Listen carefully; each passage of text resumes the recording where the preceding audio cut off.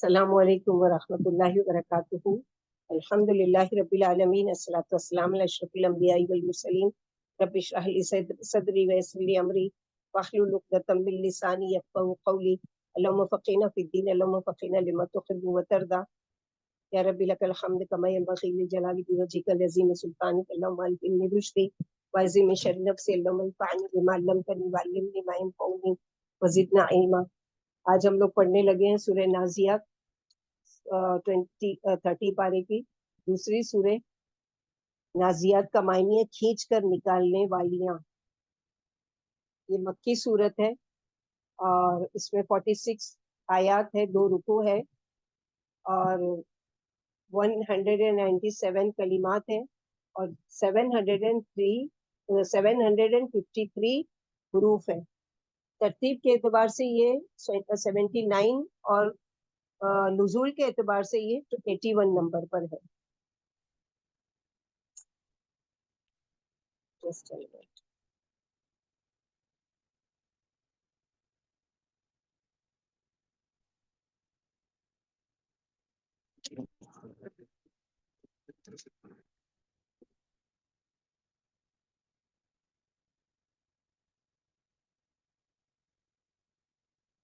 Hello, आवाज आ रही है मेरी?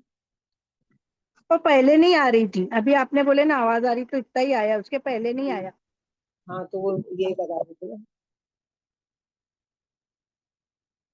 ब्लूटूथ से कनेक्ट कर रही थी।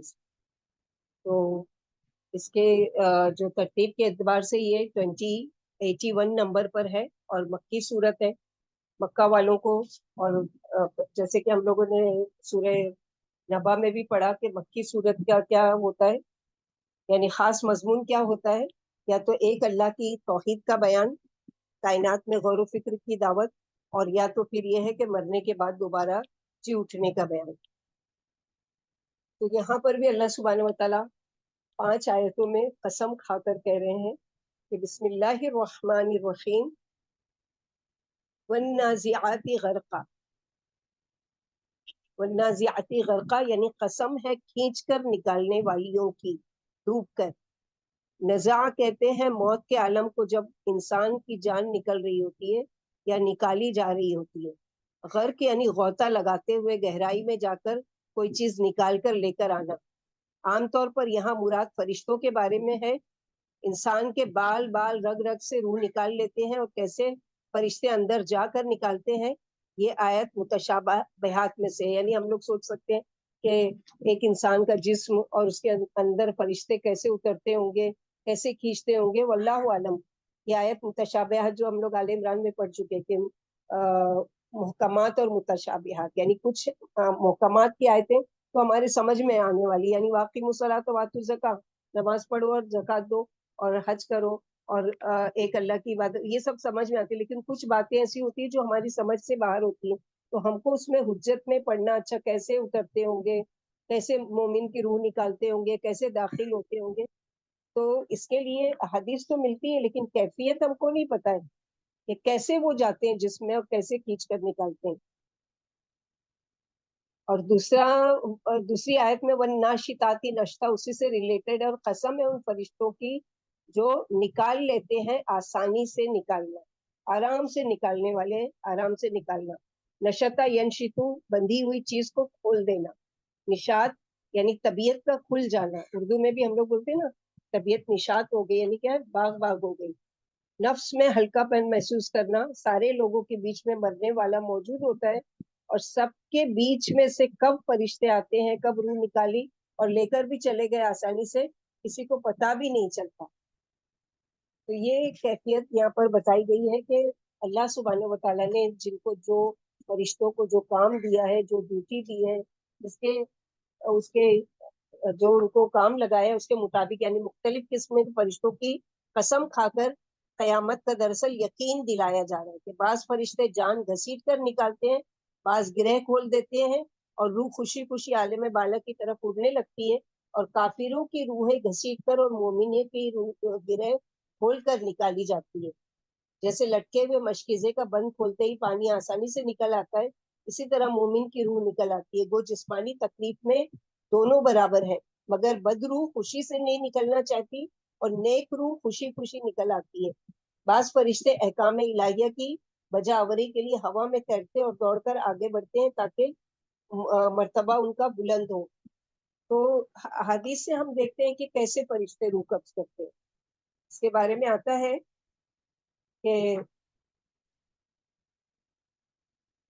اللہ کے نبی صلی اللہ علیہ وسلم کی حدیث ہے، اور ان کے اللہ کے نبی صلی اللہ علیہ وسلم کے ایک صحابی ہیں حضرت برا بن عازب رضی اللہ تعالیٰ عنہ سے مروی ہے، کہتے ہیں انصاریوں میں سے ایک انصاری کا جنازہ پڑھنے کے لیے ہم اللہ کے رسول کے ہمراہ نکلے. ہم قبر کے پاس پہنچے اور اس وقت قبر کی لحد نکالی جا رہی تھی. چنانچہ اللہ کے رسول صلی اللہ علیہ وسلم قبلے کی جانب رخ کر کے بیٹھ گئے. ہم بھی آپ صلی اللہ علیہ وسلم کے ارد گرد بیٹھ گئے، اسی طرح کہ جیسے ہمارے سروں پر پرندے بیٹھے ہوں، یعنی مکمل خاموشی کے ساتھ. اللہ کے رسول صلی اللہ علیہ وسلم کے ہاتھ میں لکڑی کا ایک تنکا تھا. آپ صلی اللہ علیہ وسلم اسے زمین پر مار رہے تھے. آپ صلی اللہ علیہ وسلم کبھی تو آسمان کی جانب دیکھتے اور پھر زمین کی طرف. غرض آپ صلی اللہ علیہ وسلم نے اپنی نظر کو 3 بار اٹھایا اور 3 بار نیچے کیا. پھر آپ صلی اللہ علیہ وسلم نے 2 بار یا 3 بار فرمایا اللہ سے عذاب قبر کی پناہ مانگو. پھر 3 بار فرمایا اے اللہ میں آپ سے عذاب قبر کی پناہ مانگتا ہوں. ہمارے لیے بھی ہے نا کہ 4 چیزیں اللہ کے نبی صلی اللہ علیہ وسلم ضرور نماز میں پناہ مانگا کرتے تھے کہ اللہم انی اعوذ بک من عذاب القبر وعذاب جہنم ومن فتنۃ المحیا والممات ومن فتنۃ المسیح الدجال. تو یہاں پر بھی اللہ کے نبی صلی اللہ علیہ وسلم خود پناہ مانگ رہے ہیں. پھر آپ صلی اللہ علیہ وسلم نے فرمایا بے شک مومن بندہ جب دنیا کو چھوڑ رہا ہوتا ہے اور آخرت میں جا رہا ہوتا ہے تو اس کی جانب سے آسمان سے فرشتے اترتے ہیں. ان کے چہرے سفید ہوتے ہیں اس قدر کے گویا وہ سورج ہے. ان کے پاس جنت کی پوشاکوں میں سے پوشاک ہوتی ہے اور جنت کی خوشبویات میں سے خوشبوئیں ہوتی ہیں. پھر وہ اس بندے مومن کے پاس بیٹھ جاتے ہیں. وہ اتنی تعداد میں ہوتے ہیں کہ جہاں تک نظر جاتی ہے فرشتے ہی فرشتے نظر آتے ہیں. پھر ملک الموت یعنی موت کا فرشتہ آتا ہے، وہ بندے مومن کے سر کے قریب بیٹھ جاتا ہے اور کہتا ہے ایتھا النفس الطیبہ. اور ایک دوسری روایت میں کہ المطمئنۃ اخرجی الی مغفرۃ من اللہ ورضوان، اے پاکیزہ اور اطمینان بخش روح نکل یہاں سے اور اللہ کی بخششوں اور رضامندیوں کی جانب چل. اللہ کے رسول صلی اللہ علیہ وسلم فرماتے پھر وہ روح اس طرح نرمی سے بہہ ٹپکتی ہے جس طرح کے پانی کی مشک میں سے قطرہ بہ نکلتا ہے. ایک روایت میں اس طرح کہ جب یہ روح اس طرح سے نکل پڑتی ہے تو آسمان و زمین کے درمیان ہر فرشتہ اس کے لیے رحمت کی دعا کرتا ہے. تب اس کے لیے آسمان کے دروازے کھولے جاتے ہیں اور ہر دروازے سے یہ کھڑے فرشتے اللہ سے دعا کر رہے ہوتے ہیں کہ یا اللہ یہ روح ان کی جانب سے پرواز کرے، یعنی وہ خواہش رکھتے ہیں کہ ہمارے پاس سے اس کو گزارا جائے. پھر جب ایک فرشتہ اس روح کو پکڑتا ہے تو اس کے ہاتھ میں وہ روح ایک سیکنڈ بھی نہیں رہتی. یہ معاملہ اس طرح ہوتا ہے کہ پھر اس روح کو لے لیا جاتا ہے اور اسے جنت کی پوشاک اور خوشبوؤں میں رکھ لیا جاتا ہے. اس روح پر گزرنے والی یہی وہ لمحات ہے کہ جن کی جانب اللہ سبحانہ و تعالیٰ نے اپنے قرآن میں یوں فرمایا ہے، سورہ انعام آیت نمبر 61، توفت رسولنا وہم لا یفرطون، ہمارے بھیجے ہوئے فرشتے اس روح کو لیتے ہیں اور وہ ذرہ برابر بھی کوئی کوتاہی نہیں کرتے. اور پھر تو اس روح سے کستوری کی ایسی خوشبو نکلتی ہے کہ جو اس روح زمین پر سب سے عمدہ کستوری پائی جاتی ہے. اللہ کے رسول صلی اللہ علیہ وسلم نے فرمایا اس روح کو لے کر فرشتے اوپر چڑھتے ہیں اور جب وہ فرشتوں کے کسی گروہ کے پاس سے گزرتے ہیں تو وہ پوچھتے ہیں یہ عمدہ روح کس کی ہے. تب فرشتے جواب دیتے ہیں یہ فلاں کا بیٹا ہے، فلاں کا بیٹا فلاں ہے، اور پھر اس کا نام اس سے تعارف کرواتے ہیں جو اس کا دنیا میں سب سے اچھا نام معروف تھا. پھر وہ آسمان دنیا تک اس روح کو لے جاتے ہیں تو پہلے آسمان سے اوپر چڑھنے کی اجازت مانگتے ہیں. پھر ان کے لیے اس پہلے آسمان کا دروازہ کھولا جاتا ہے اور یہ جو ہی پہلے آسمان میں داخل ہوتے ہیں تو اس کے تمام مقرب فرشتے اکرمن ساتھ ہو جاتے ہیں اور پھر اسی طرح ہر آسمان کے فرشتے ساتھ ہوتے جاتے ہیں حتیٰ کہ 7ویں آسمان پر جا چکتے ہیں. پھر اللہ تعالیٰ فرشتوں کو حکم دیتے ہیں میرے بندے کا اعمال نامہ علیین میں لکھ دو. اور جہاں تک اس علیین کا تعلق ہے تو اس کا تعارف اللہ نے سورہ مطففین آیت نمبر 19 to 21 میں فرمایا وما ادراک ما علیون کتاب مرقوم یشهدہ المقربون. تمہیں کیا معلوم کہ وہ علیین کیا ہے؟ وہ ایک لکھی ہوئی کتاب ہے کہ جس پر مقرر فرشتے حاضر باش ہیں. چنانچہ اس روح کا اعمال نامہ علیین میں لکھ دیا جاتا ہے. پھر کہا جاتا ہے فرشتوں اسے زمین کی طرف لوٹا دو کیونکہ میں نے ان سے وعدہ کیا کہ میں نے اس مٹی سے ان کو پیدا کیا، اسی میں ان کو لوٹاؤں گا اور اسی سے انہیں دوبارہ اٹھا کھڑا کروں گا. اللہ کے رسول صلی اللہ علیہ وسلم فرماتے چنانچہ اس روح کو زمین کی طرف واپس کیا جاتا ہے اور اس کے جسم میں لوٹا دیا جاتا ہے. یعنی اس بیچ میں جب وہ روح آسمان پر جاری ہوتی ہے ایک مومن کی، اس وقت تک وہ گھر میں جسم میں کی حالت میں اس کا جسم پڑا ہوا ہوتا ہے، اور اس کو لوگ دیدار کر رہے ہوتے ہیں، اس کو نہلا رہے ہوتے ہیں، اس کو کفنا رہے ہوتے ہیں، وہ یہ پروسیجر چلتا رہتا ہے، اور وہاں پر وہ روح آسمان کی سیر کر کے واپس آتی ہے. جب اس کے جسم کو لے جا کے قبر میں ڈالا جاتا ہے، تب وہاں پر اس کی روح کو ڈال کر اس سے پھر سوال کیا جاتا ہے کہ من رب کا ما دین کا من. تو یہ ایک نیک روح کا یہ سفر ہوتا ہے آسمان تک کا. لیکن اس کے برعکس جو پہلی آیت میں والنازعات غرقا، کہ جو نہیں نکلنا چاہتے پھر ان کو کیا ہے زبردستی، جیسے ہوتے ہیں نا کہ جسم کے اندر ڈوب کر اور ان کی جان کو نکالنا ہوتا ہے. اللہ کے رسول صلی اللہ علیہ وسلم نے فرمایا جو کافر شخص ہے، ایک روایت میں آپ صلی اللہ علیہ وسلم نے فرمایا جو فاجر انسان ہے، جب وہ دنیا سے قطع تعلق کرنے والا اور آخرت کی جانب جانے والا ہوتا ہے، تو اس کی طرف آسمان سے فرشتے نازل ہوتے ہیں جو بڑے سخت دل اور شدت و سختی والے ہوتے ہیں. یعنی فرشتوں کو بھی اللہ تعالیٰ نے الگ الگ کوالٹی کے لیے پیدا کیا، الگ الگ طرح سے. ان کے چہرے کالے سیاہ ہوتے ہیں، ان کے پاس جہنم کا لباس ہوتا ہے، پھر وہ حد نگاہ تک اس شخص کے پاس بیٹھ جاتے ہیں. پھر موت کا فرشتہ آتا ہے اور اس کے سر کے قریب بیٹھ جاتا ہے، پھر اس سے کہتا ہے ایتھا النفس الخبیثہ اخرجی الی سخطی من اللہ وغضب. یعنی نیک روح کو کیا خوشخبری سنائی جا رہی ہے کہ اے نفس مطمئنہ، نکل اپنے رب کے یعنی رب کی رحمت اور اس کے مغفرت کی طرف. اور یہاں پر کیا کہا جا رہا ہے، اے خبیث جان اللہ کی ناراضگی اور غضب کی طرف نکل. فرمایا پھر تو وہ روح اس کے پورے جسم میں پھیل جاتی ہے. تب ملک الموت اس روح کو اس طرح کھینچتے ہیں جیسا کہ بہت ساری کانٹے دار شاخوں پر پھیلے بھیگے ہوئے اونی کپڑوں سے کپڑے کو کھینچا جائے. تو ان کانٹوں کے ساتھ وہ دھاگے ایسے ہٹ کر اور چیتڑے ہو کے نکلتے ہیں. یوں جب روح کو موت کا فرشتہ کھینچ لیتا ہے تو آسمان اور زمین کے درمیان اور آسمان میں جو بھی فرشتے ہیں وہ اس پر لعنت بھیجتے ہیں. پھر ہر دروازے کے فرشتے اللہ سے التجا کرتے ہیں کہ اس روح کا روح واپسی کا راستہ ان کی جانب سے نہیں ہو. تو موت کا فرشتہ جب اس روح کو لیتا ہے اور جو ہی پکڑتا ہے تو پلک جھپکنے جتنی دیر بھی اس کے ہاتھ میں اس روح کو نہیں رہنے دیا جاتا کہ اسے جہنمی لباس میں داخل کر دیتے ہیں، اور پھر اس سے اس قدر گندی بدبو خارج ہوتی ہے جیسی کہ روئے زمین پر کسی گندے ترین مردار کی پائی جاتی.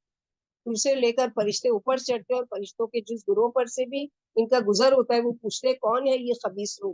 تو وہ جواب دیتے ہیں یہ فلاں بن فلاں کا بیٹا ہے. دنیا میں اس کا جو سب سے گندا نام ہوتا ہے وہ لے کر تعارف کراتے ہیں، حتیٰ کہ جب وہ آسمان دنیا کے قریب پہنچتے ہیں تو وہ اس سے اوپر جانے کی اجازت طلب کرتے ہیں، مگر اس روح کے لیے آسمان کا دروازہ نہیں کھولا جاتا ہے. پھر اللہ کے رسول صلی اللہ علیہ وسلم نے آیت پڑھی سورہ اعراف آیت نمبر 40 لا تفتح لهم ابواب السماء ولا يدخلون الجنة حتى يلج الجمل في السم الخياط.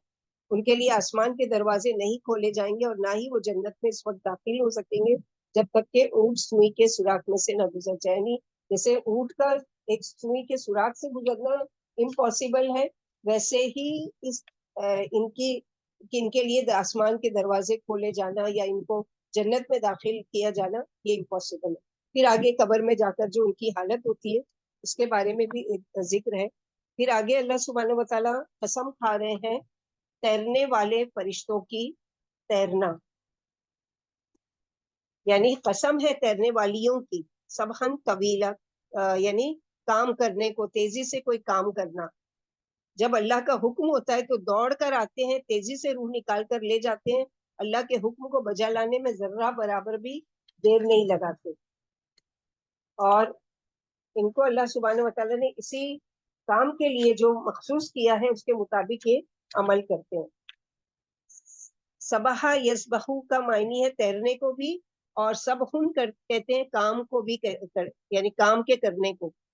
سابحات تسبیح سے بھی ہے، اس سے مراد بھی فرشتے ہیں، تیزی سے اوپر نیچے بھی آتے جاتے ہیں، آسمان سے اترتے چڑھتے ہیں اور تیزی سے چڑھتے ہیں کیونکہ زمین سے آسمان کا فاصلہ اور پھر آسمان سے بھی اوپر آگے، تو اتنی تیزی سے یہ کام کرتے کہ ذرہ بھی سستی نہیں کرتے، اور جو کام ان کے حصے میں دیا جاتا ہے فوراً کر ڈالتے ہیں. جیسا کہ اللہ کے نبی صلی اللہ علیہ وسلم نے فرمایا اللہ کے کچھ فرشتے ایسے ہیں جو زمین پر باری باری آتے ہیں، ان میں سے کچھ فرشتے رات کے ہیں اور کچھ دن کے ہیں. یہ فرشتے نماز فجر اور عصر کے وقت اکٹھے ہوتے ہیں، اور پھر جو فرشتے تمہارے درمیان رہ چکے ہوتے ہیں وہ آسمانوں پر چڑھ جاتے ہیں اور اللہ تعالیٰ باوجود اس کے سب جانتے ہیں پھر بھی ان سے پوچھتے ہیں تم نے میرے بندوں کو کس حال میں چھوڑا. وہ کہتے ہیں کہ جس وقت وہ ہم سے جدا ہوئے تب بھی وہ نماز پڑھ رہے تھے اور جب ان کے پاس ہم پہنچے تب بھی وہ نماز کی حالت میں تھے. تو کتنی اچھی گواہی ہے 2 وقت کی نماز پڑھنے والوں کے حق میں. پھر اسی طرح کچھ فرشتے گھومتے پھرتے رہتے ہیں گلیوں میں بازاروں میں تیرتے رہتے ہیں.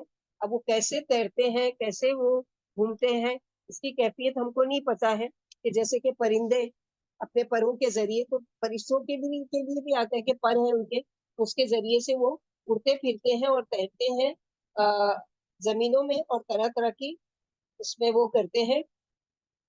جیسے بخاری کی حدیث میں آتا ہے کہ رسول اللہ صلی اللہ علیہ وسلم نے فرمایا اللہ کے کچھ فرشتے ایسے ہیں جو راستوں میں پھرتے رہتے ہیں اور اللہ کے ذکر کرنے والوں کو تلاش کرتے رہتے ہیں. پھر جہاں وہ کچھ ایسے لوگوں کو پا لیتے ہیں جو اللہ کا ذکر کر رہے ہوتے ہیں جیسے کہ ہم سب اللہ کے ذکر میں اس وقت موجود ہیں اللہ کی ذکر کی مجلس میں ہے تو وہ ایک دوسرے کو آواز دیتے ہیں کہ آؤ ہمارا مطلب حاصل ہو گیا یعنی ہم جو ڈھونڈ رہے تھے وہ ہم کو مل گیا. پھر وہ پہلے آسمان پر اپنے پروں سے امڑتے رہتے ہیں پھر مجلس ختم ہونے پر اپنے رب کی طرف چلے جاتے ہیں. تو سوچئے کہ کتنی تعداد ہوگی فرشتوں کی.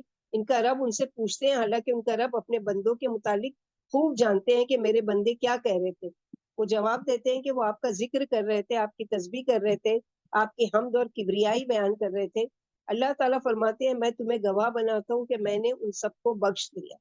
اس پر ان میں سے ایک فرشتے نے کہا کہ ان میں فلاں بھی ایک بندہ تھا جو ان ذاکرین میں سے نہیں تھا بلکہ وہ کسی ضرورت سے آ گیا تھا. تو اللہ تعالیٰ فرماتے کہ یہ وہ لوگ ہیں جن کی مجلس میں غیر ارادی طور پر بھی بیٹھنے والا نامراد نہیں رہتا. ہم سب کے لیے بھی ہے کہ مثلا قرآن کی مجلس میں ہم ہیں تو بجائے یہ کہ ہم مائک میوٹ کر کے اور کوئی آ گیا ہے اس سے باتیں کرنے میں لگ جائیں اس کو جب نہیں اس کو بھی اپنی مجلس میں شامل کریں کہ جو اجر آپ کو ایسی مجلسوں میں جہاں قرآن کو پڑھایا جا رہا ہو جہاں اللہ کا ذکر کیا جا رہا ہو اس کو بھی اس میں شامل کرے تاکہ وہ بھی اس ثواب میں برابر کا حقدار بنے. تو یہاں پر یہی بتایا گیا کہ تاکہ اس کو بھی تو فرشتے کون کون سے کام کرتے ہیں اور سابحات کا ایک معنی ہے تسبیح بھی کرنا کہ فرشتوں کا کھانا پینا غذا ہی تسبیح ہے کہ اللہ کی تسبیح یعنی ان کو ہماری طرح کھانے پینے کی حاجت نہیں ہوتی بلکہ وہ کیا ہے کہ اللہ تعالیٰ کی تسبیح کرتے ہیں ان سے ہی ان کا پیٹ بھرتا ہے ان سے ہی ان کا کھانا پینا چلتا ہے. اس کا ثبوت ہم لوگوں کو کہاں ملتا ہے کہ سورہ بقرہ کی آیت میں جو آدم علیہ السلام کا واقعہ آیا تھا وہاں پر کیا ہے کہ نحن نسبح بحمدک ونقدس لک کہ ہم ہیں نا اگر آپ چاہتے ہیں کہ انسان کو پیدا کرے کہ وہ آپ کی تسبیح کرے آپ کی بڑائی بیان کرے آپ کی حمد کرے تو ہم ہیں نا اس کام کے لیے کہ ہم تعداد میں کر رہے ہیں. اور اتنی تعداد میں فرشتے ہیں کہ اللہ کے نبی صلی اللہ علیہ وسلم نے فرمایا کہ ان کی بوجھ کی وجہ سے آسمان چرچرا رہا ہے اور آسمان کو چاہیے کہ وہ چرچرائے کہ اس میں ایک بھی ایسی بالش جگہ نہیں ہے جہاں پر کوئی نہ کوئی فرشتہ کسی نہ کسی صورت میں اللہ کی تسبیح نہ بیان کر رہا ہو. کوئی سجدے میں ہے کوئی رکوع میں ہے کوئی قیام میں ہے کوئی چل رہے ہیں کوئی دوڑ رہے ہیں اس طرح سے. پھر اسی طرح سورہ انعام جب ہم لوگوں نے پڑھا تھا اس میں بھی کہ وہ پوری سورہ ایک ہی بار میں اکٹھے نازل ہوئی اور اس کو لے کر یعنی اس کی عظمت کی وجہ سے اس سورہ انعام کی 70,000 سے بھی زیادہ فرشتے اللہ کی تسبیح بیان کرتے ہوئے اتر رہے تھے اس سورہ کو لے کر. تو یہاں پر یہی ہے کہ وہ تیرتے ہیں اور جگہ جگہ دیکھتے ہیں کہاں پر اللہ تعالیٰ کی. اسی طرح اگر اللہ تعالیٰ کی فرما برداری کا کام ہو رہا ہے تو اس کی گواہی دیتے ہوں گے جا کے. اللہ تعالیٰ کی نافرمانی کا کام جہاں کہیں کیا جا رہا ہے تو اس کی بھی گواہی دیتے ہوں گے اور لعنت بھی بھیجتے ہیں ساتھ میں جیسے کہ ہم لوگوں نے دیکھا بھی کہ کس طرح سے فرشتے لعنت بھیجتے ہیں ان لوگوں کو جن کی روح کو قبض کرتے ہیں. تو یہاں پر اسی کا ذکر ہے. پھر اگلی آیت میں آیت نمبر 4 میں فالسابقات سبقا پھر آگے بڑھنے والوں کی یعنی آگے بڑھنے والے فرشتوں پھر سبقت لے جانے والیاں آگے بڑھ کر یعنی اللہ کا حکم مل جانے پر وہ بیٹھے نہیں رہتے بلکہ دوڑ لگا دیتے ہیں. جیسے اس میں سورہ انفطار میں نا وَيَفْعَلُونَ مَا يُؤْمَرُونَ وہ کام کرتے ہیں جس کا ان کو حکم دیا جاتا ہے. یعنی وہ انتظار میں نہیں رہتے ہیں کہ اچھا ہم ابھی کر لیں گے جبھی کر لیں گے بلکہ جیسے ہی اللہ کا حکم ہوا، بلکہ حکم آنے سے پہلے وہ انتظار میں ہوتے ہیں کہ اللہ تعالیٰ کا کوئی حکم آئے اور ہم دوڑ کر اس کام کو انجام دیں۔ آگے بڑھنے والے تیزی سے فرشتے اللہ تعالیٰ کے حکم میں سبقت کرتے ہیں، یعنی بھاگ بھاگ کر حکم بجا لاتے ہیں۔ ہم لوگ جب اللہ کا حکم ہم کو ملتا ہے تو کتنے ہم ہیلے بہانے کرتے ہیں، ابھی نہیں پھر کر لیں گے، اچھا باقی سب لوگ کر لیں گے تو ہم بھی کر لیں گے، اس طرح کے وہ انتظار میں نہیں ہوتے کہ کوئی دوسرا کرے، بلکہ وہ ایک دوسرے سے آگے ہم بڑھیں۔ اس کا ثبوت کہاں سے ملتا ہے ہم لوگ دیکھیں گے ابھی، لیکن فرشتے ایسا نہیں کرتے۔ سابقات سبقن اوپر کے تمام کام میں سبقت فرشتوں کے، والنازعات غرقا والناشطات نشطا والسابحات سبحا، یہ سارے کام میں سبقت کرنے والے اور آگے بڑھنے والے۔ اور سبقت فرشتوں کے سبقت کرنے کے بارے میں ایک حدیث ملتی ہے، رفاع کہتے ہیں کہ ایک مرتبہ ہم نبی صلی اللہ علیہ وسلم کے پیچھے نماز پڑھ رہے تھے، جب رسول اللہ صلی اللہ علیہ وسلم نے رکوع سے سر اٹھایا اور کہا کہ سمیع اللہ لمن حمیدہ، تو پیچھے سے ایک آدمی نے کہا ربنا ولک الحمد حمدن کثیرن طیبا مبارکن فی۔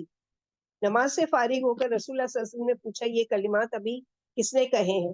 اس آدمی نے عرض کیا یا رسول اللہ صلی اللہ علیہ وسلم میں نے کہے تھے۔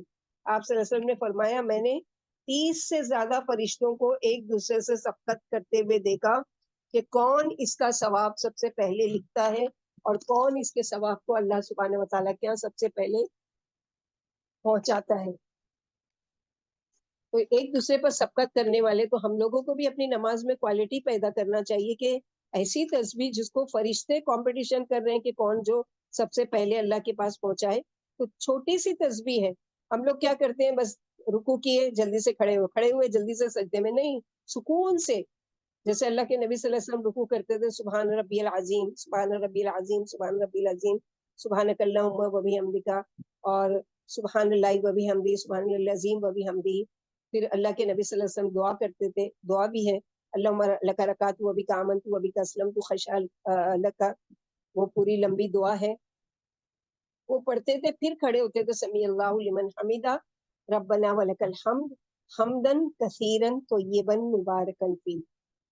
تو اتنی چھوٹی سی ہے، اور ہمارے بھی لیے جب ہم یہ کام کریں گے تو ظاہر ہے کہ اللہ کے نبی صلی اللہ علیہ وسلم نے جو دکھایا گیا آپ کو، اور آپ نے صحابہ کرام سے ذکر کیا، تو کیا ہم اگر اس نے سکون سے نماز پڑھیں گے تو ہمارے لیے بھی فرشتے سبقت نہیں کریں گے ہمارے ثواب کو لکھنے کے لیے یا اللہ سبحانہ و تعالیٰ کے ہم پہنچانے کے لیے؟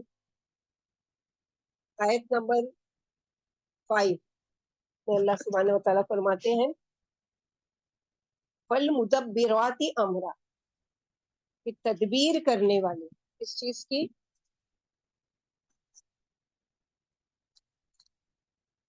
کہ تدبیر کرنے والے حکم کی، جہاں روح کو پہنچانا ہے، جہاں اس کا ٹھکانا ہے، وہاں پورے انتظام اللہ کے حکم کے مطابق۔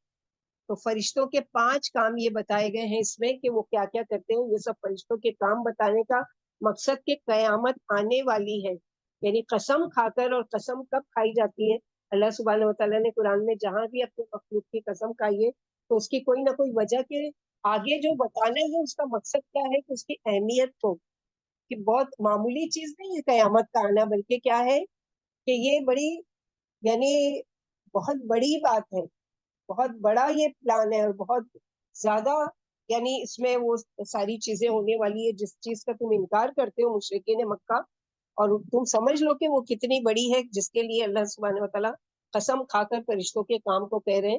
تو فل مدبرات امرا، مدبر پلاننگ کرنا، اللہ سبحانہ و تعالیٰ نے فرشتوں کو مختلف کام دے رکھے ہیں، مثلا بارش، نباتات، بادلوں پر مامور ہیں فرشتے، جمعہ کے دن حاضری لگانے پر بھی مامور ہیں، جیسے کہ اللہ کے نبی صلی اللہ علیہ وسلم نے فرمایا کہ جب جمعہ کا دن آتا ہے، حضرت ابو ہریرہ رضی اللہ عنہ کہتے ہیں کہ رسول اللہ صلی اللہ علیہ وسلم نے فرمایا فرشتے جمعہ کے دن مسجد کے دروازے پر ثواب لکھنے کے لیے ٹھہرتے ہیں، اور سب سے پہلے آنے والے کا نام لکھ لیتے ہیں، پھر اس کے بعد آنے والے کا اسی طرح نمبر وار لکھتے جاتے ہیں۔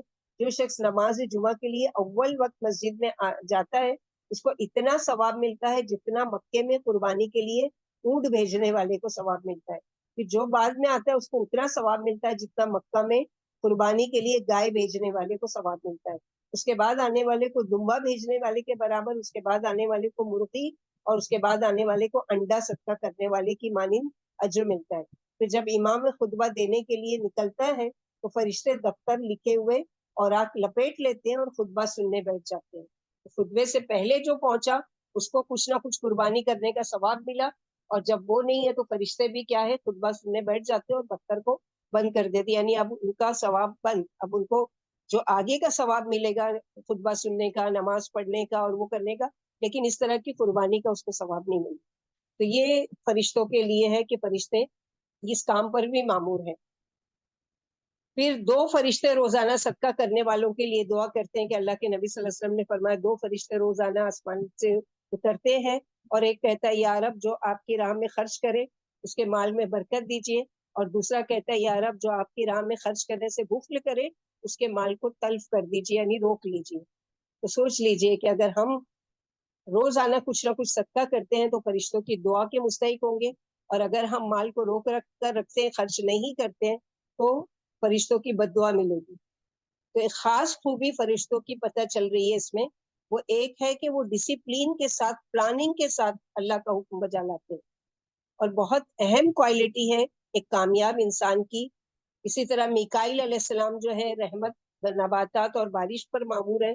بادلوں پر مامور ایک فرشتے کا نام رعد ہے، جیسے سورہ رعد بھی ہے.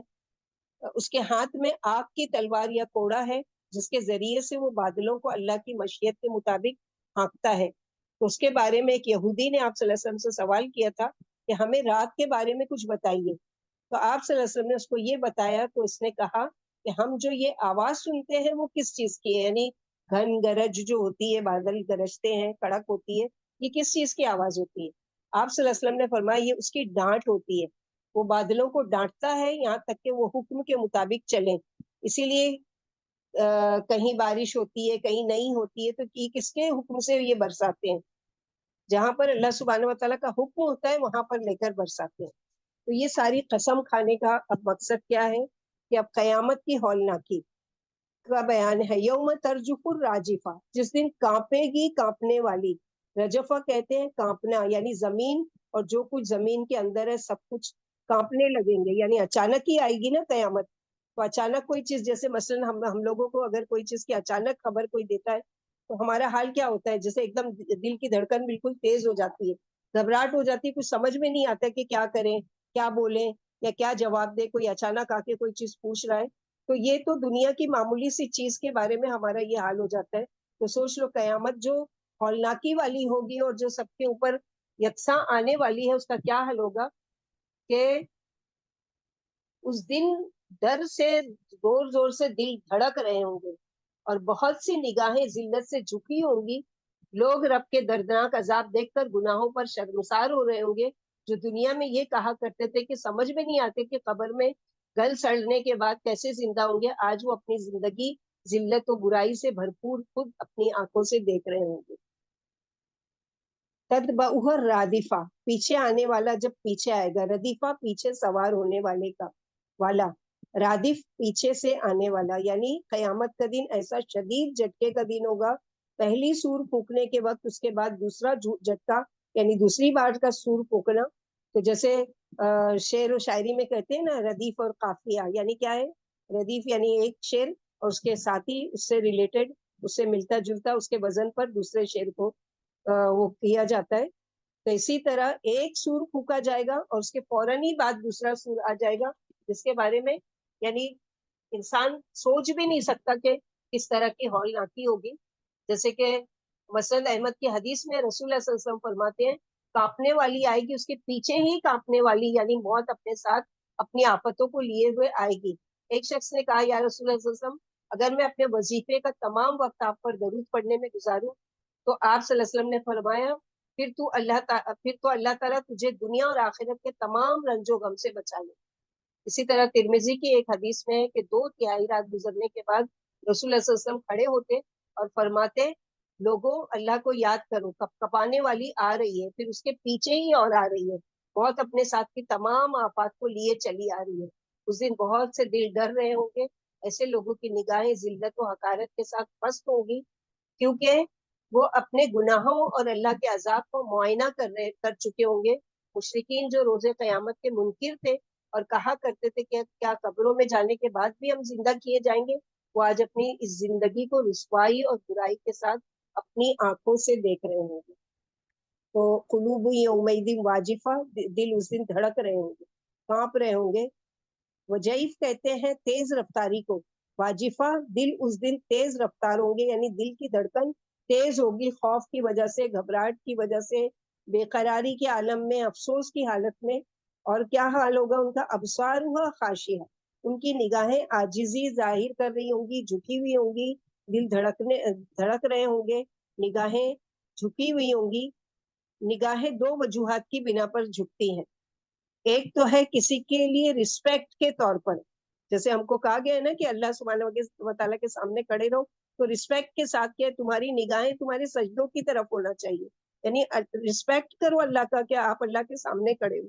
تو ایک ہے نگاہوں کو جھکانا ادب کے ساتھ، دوسرا ہے شرمندگی کی وجہ سے. تو یہاں پر جو ہے ابصارها خاشعہ کہ ندامت، شرمندگی کہ ہم کیوں اپنا وقت ایسے ہی ضائع کر کے آ گئے، آج ہم نقصان اٹھا رہے ہیں، آج ہم خسارے والے ہو گئے، آج تو ہم کو کوئی فائدہ ہی نہیں دے رہا ہے آج کا دن، اور کاش کہ آج کے دن کی ہم نے کچھ تیاری کر لی ہوگی. تو یہ ساری سوچ میں شرمندگی کے ساتھ نگاہوں کو جھکا کے اللہ کے سامنے کھڑے ہوں گے.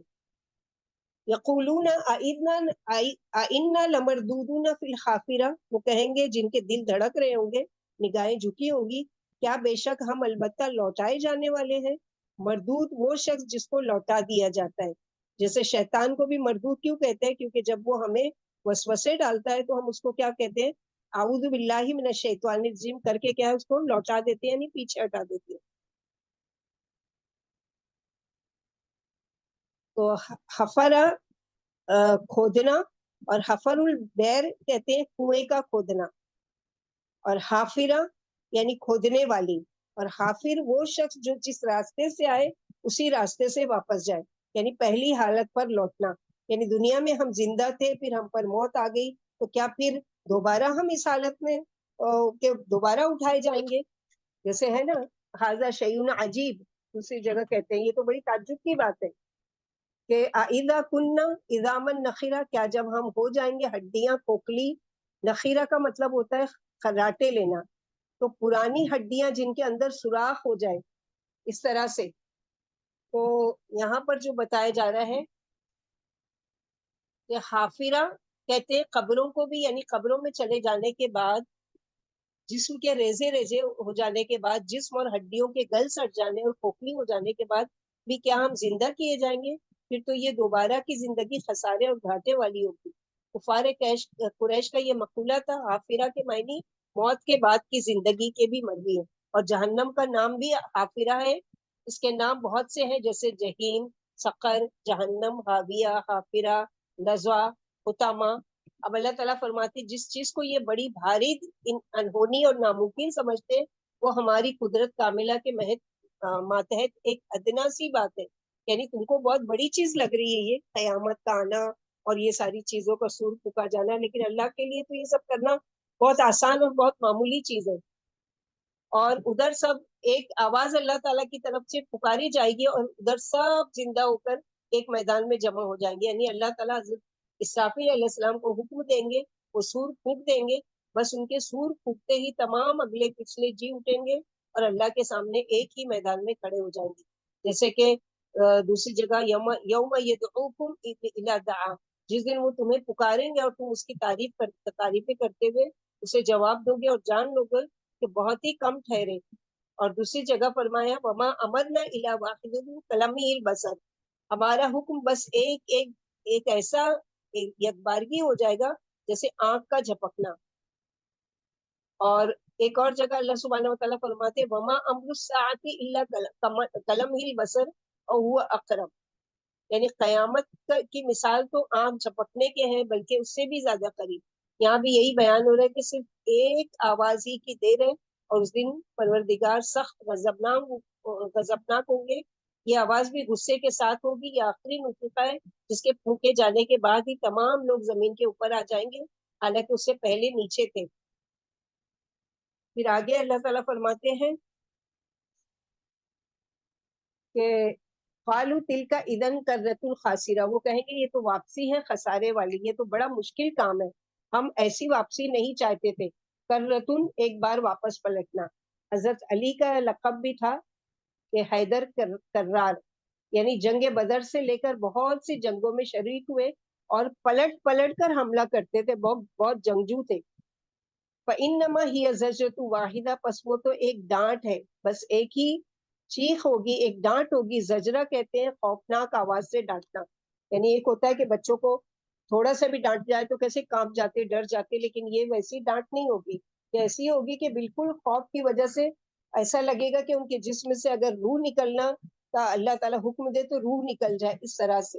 لیکن روح اس دن نکلے گی نہیں، بلکہ ان کو کیا ہے، اب دوبارہ موت نہیں ہے، بلکہ کیا ہے، موت کو موت آ چکی. فَإِذَا هُمْ بِالسَّاخِرَةِ، پھر جب سب میدان میں آ جائیں گے، ساحرہ سے مراد میدان حشر ہے، سحر نیند کا اڑ جانا، تو اسی سے ساحرہ ایسا میدان جہاں لوگوں کی نیند اڑی ہوئی ہوگی، یعنی ہر ایک کی حالت خراب ہوگی اللہ سبحانہ و تعالیٰ کے سامنے کھڑے ہو کر.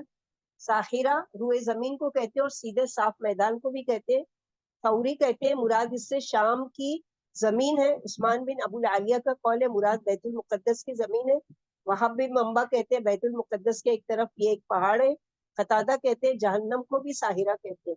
لیکن یہ ٹھیک اقوال پہلا ہی، یعنی روئے زمین کے سب لوگ زمین پر جمع ہو جائیں گے جو سفید ہوگی اور بالکل صاف اور خالی ہوگی، جیسے میدے کی روٹی ہوتی ہے. اور جیسے دوسری جگہ ہے یوم نتبدل الارض غیر الارض، یعنی جس دن یہ زمین بدل کر دوسری زمین ہوگی اور آسمان بھی بدل دیے جائیں گے اور سب مخلوق اللہ تعالیٰ واحد و قہار کے روبرو ہو جائے، کھڑے ہو جائیں گے. اور دوسری جگہ ہے لوگ تجھ سے پہاڑوں کے بارے میں پوچھتے ہیں، یسألونک عن الجبال، تو آپ کہہ دیجئے کہ انہیں میرا رب ٹکڑے ٹکڑے کر دے گا اور زمین بالکل ہموار میدان بن جائے گی جس میں کوئی موڑ توڑ نہیں ہوگا، نہ اونچی ہوگی کہیں سے اور نہ نیچی ہوگی. جگہ جگہ ہم پہاڑوں کو چلنے والا کر دیں گے اور زمین صاف ہو جائے گی. غرض ایک بالکل نئی زمین ہوگی جس پر نہ کبھی کوئی خطا ہوئی ہوگی نہ کوئی غلطی ہوئی ہوگی. تو یہ ایک ٹاپک 5 آیت تک کا فرشتوں کا، اور آیت نمبر 6 سے لے کر آیت نمبر 14 تک کا قیامت کی ہولناکی کا ذکر. اب یہ تیسرا ایک ٹاپک شروع ہو رہا ہے موسیٰ علیہ السلام کا. یہ جو مشرکین مکہ اپنے آپ کو بڑے تکبر کی چیز سمجھتے ہیں، یہ اپنے آپ کو بڑی چیز سمجھتے ہیں، ذرا دیکھو تو صحیح کہ ان سے بھی بڑا تھا وہ فرعون. اس کا حال، اس کا حشر کیا کیا ہم نے، اس کو ایک عبرت کا نشان بنا دیا لوگوں کے لیے. حل اتاک حدیث موسیٰ، کیا تمہارے پاس موسیٰ علیہ السلام کی خبر آ چکی؟ اتاکا یعنی محمد صلی اللہ علیہ وسلم کے پاس، آپ کے پاس آئی، آپ صلی اللہ علیہ وسلم کو تسلی دینے کے لیے کہ موسیٰ علیہ السلام کے ساتھ یہ سب حالات گزر چکے ہیں.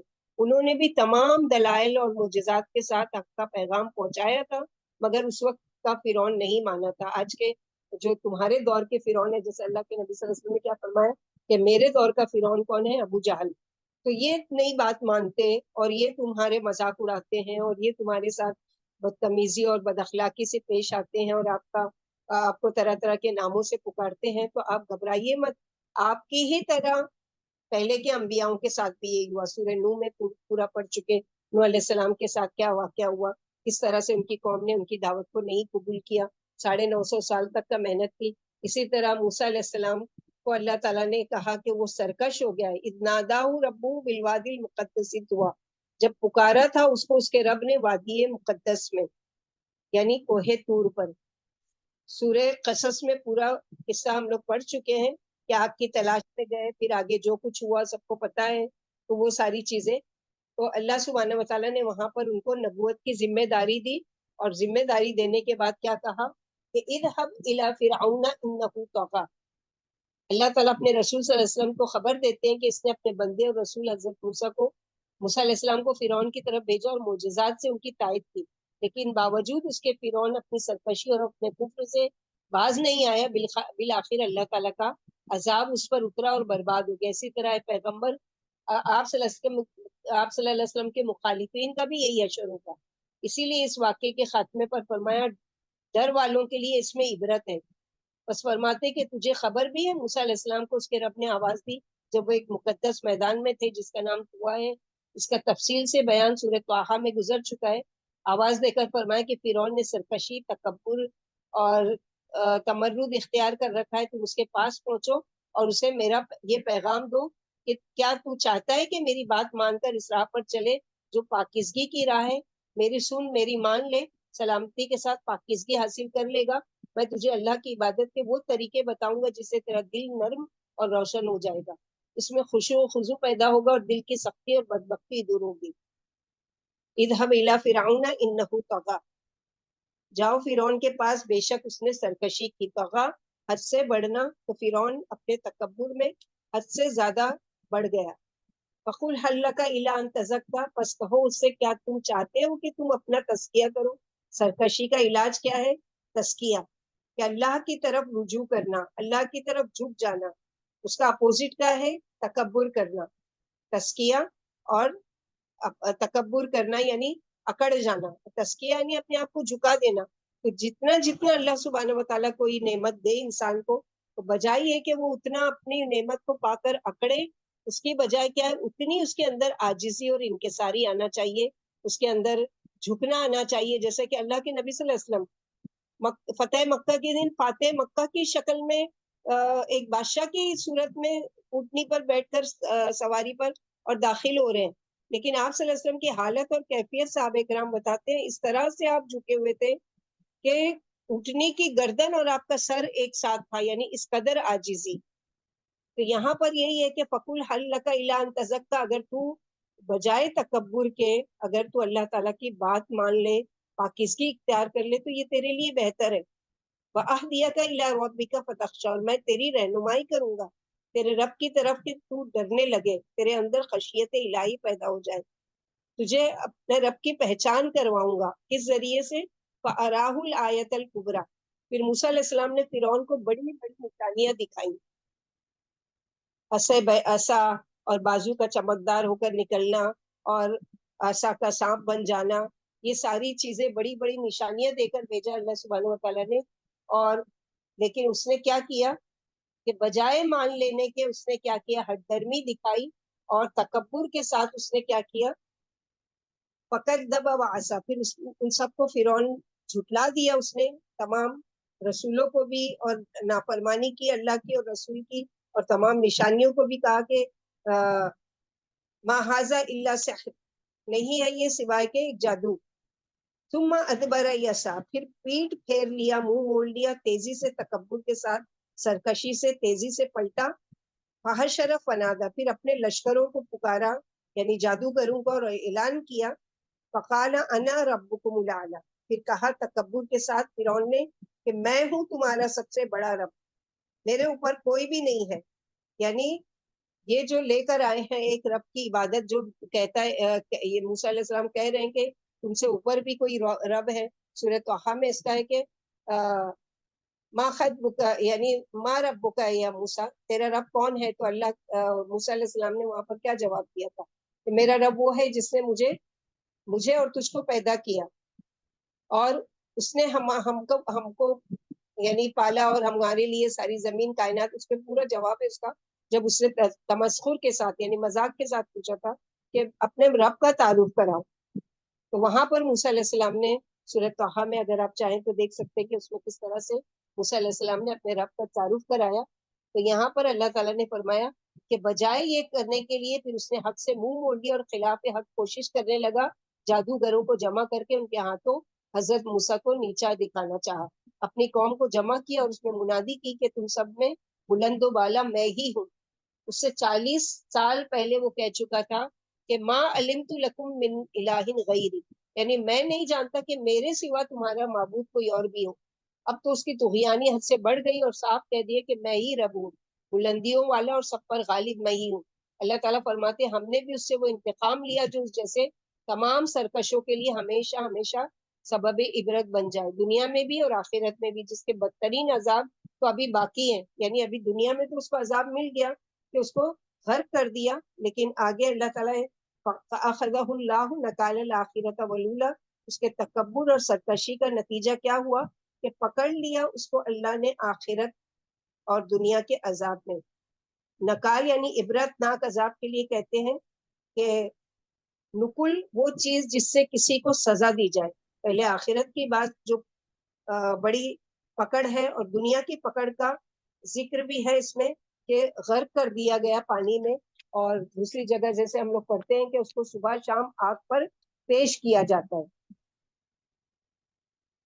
تو یہاں پر ایک دائی کا پیغام پہنچانے کا طریقہ بتایا جا رہا ہے کہ نمبر 1 لوگوں کا تزکیہ کرے، اور نمبر 2 اللہ تعالیٰ سے تعلق کو جوڑے، اپنی طرف نہیں بلائے کہ میں دیکھو ذرا کتنا اچھا بول رہا ہوں، یا میں کتنی اچھی بات کر رہا ہوں، یا میری بات سنو میرا انداز کتنا اچھا، نہیں، اللہ تعالیٰ سے اپنے رب کی پہچان کرانا۔ تو یہاں پر یہ کہ وَأَهْدِيَكَ إِلَىٰ رَبِّكَ فَتَخْشَىٰ، کہ تو ڈر جائے، خوف کرے اپنے رب کا، اور تو سرکشی نہیں کرے، اور تجھے پاکیزگی اختیار کرے۔ جیسے کہ اللہ کے نبی صلی اللہ علیہ وسلم کے بارے میں بھی 2 یا 3 جگہ اس طرح کی آیت آئی ہے کہ سورہ آل عمران میں جیسے ہم لوگوں نے پڑھا، سورہ بقرہ میں بھی پڑھ چکے کہ لقد من اللہ علی المؤمنین اذ بعث فیہم رسولا منہم یتلو علیہم آیاتہ ویزکیہم ویعلمہم الکتاب والحکمت ویعلمہم ما لم تکونوا تعلمون، یعنی تم جانتے بھی نہیں تھے کہ کس طرح سے تزکیہ کیا۔ تزکیہ کس طرح کیا اللہ کے نبی صلی اللہ علیہ وسلم نے؟ کہ ان کے اندر جاہلیت کی جو بھی پرانی رسمیں تھی، جو بھی ان کے اندر گندگی تھی، جو بھی شرکیہ عمل تھے، جو بھی ان کے اندر تکبر والی چیزیں تھی، وہ سب کو نکال کر ان کا تزکیہ کیا کہ ایک اچھا اور نیک مسلمان بننے کی ان کو ٹریننگ کی صحابہ کرام کو، اور جو بھی مسلمان ہوتے تھے۔ تو یہاں پر ایک ہے، اور دوسری چیز ہے کہ اللہ تعالیٰ سے تعلق، اللہ کی پہچان۔ اگر کسی کو کوئی مثلا نہیں جانتا ہے دین کو، کوئی نہیں جانتا ہے اللہ تعالیٰ کے بارے میں، تو اس کو سب سے پہلے اللہ کی پہچان کرائیں کہ ہم اس رب کی سرکشی کریں یا ہم اس رب کی نافرمانی کریں، کہ وہ رب ہے کون ہے، آپ نے سمجھا کیا ہے؟ اتنا بڑا آسمان نہیں دیکھتے؟ کیا کسی نے آج تک دعویٰ کیا کہ میں بنا سکتا ہوں آسمان؟ کیا کوئی دعویٰ آج تک کر سکتا ہے کہ میں بنا سکتا ہوں؟ ہاں، قبضہ کرنے کے لیے میں نے اس پر قبضہ کر لیا اور اتنی زمین میں نے ہتھیا لی، اتنا جیت لیا، یہ چیز، لیکن کیا وہ خود زمین بنانے پر قادر ہے؟ کیا کوئی ایک پتا بھی کہیں سے نکال کر وہ کر سکتا ہے؟ بڑے بڑے درخت کی مثال کو چھوڑو جو اللہ تعالیٰ سورہ نام میں اور دوسری جگہ دیتے، ایک پتا کوئی پیدا کر کے بتائے، ایک پتا نہیں، اللہ تعالیٰ اس سے بھی حقیر سورہ حج میں ایک مکھی تو پیدا کر کے بتاؤ، یا اس مکھی سے اس سے بھی حقیر، جیسے ہے نا کہ سورہ بقرہ میں پڑھ چکے مچھر کی مثال، مچھر یا اس سے اوپر۔ تو اللہ سبحانہ وتعالیٰ سورہ حج میں یہی کرتے کہ مکھی اگر تمہاری جو چڑھاوے ہیں، جو نظر و نیاز ہے، اس کے میں سے کوئی میٹھی چیز میں سے کچھ حصہ بھی لے جائے تمہارے ان چڑھاوا جن کے لیے کیا ہے، تو تم کیا اس سے وہ چیز چھین کر لا سکتے ہو؟ تم تو اس پر بھی قادر نہیں، نہ وہ جن کے لیے تم نے چڑھایا ہے۔ تو کس چیز کے بارے میں تم اللہ تعالیٰ کے ساتھ شرک کرتے ہو ایسے مجبوروں کے مقابلے میں، جو خود اپنے لیے مجبور ہیں کہ کچھ نہیں کر سکے؟ ان فی ذلک لعبرۃ لمن یخشی، بے شک اس واقعے میں البتہ عبرت ہے ہر اس شخص کے لیے جو ڈرتا ہو اللہ سے۔ تو اللہ کی خشیت کیسے ملے گی؟ اللہ کی خشیت ملے گی ایمان کے ساتھ، اللہ کی پہچان کا علم حاصل کر کے، اور یہ علم ہم کو حاصل کہاں سے ہوگا؟ قرآن کو سمجھ کر پڑھنے سے۔